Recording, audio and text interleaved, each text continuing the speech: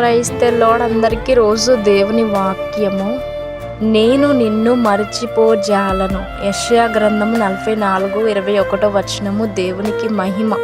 దేవుడు మనందరికీ ఇస్తున్న వాగ్దానము, నేను నిన్ను మరచిపోజాలను. ఈ లోకంలో ఉండేవారు దేవుణ్ణి మర్చిపోతారు, వారి తల్లిదండ్రులు విడిచిపెట్టేస్తారు. ఈ లోకంలో ఉండేవారు ఎవరైనా కావచ్చు, ఎలాంటి పరిస్థితుల్లో అయినా సరే ఏదో ఒక విషయంలో అనేకుల్ని విడిచిపెట్టేస్తారు. వారి ప్రేమలు కూడా అనేకులకి దూరం అయిపోతాయి.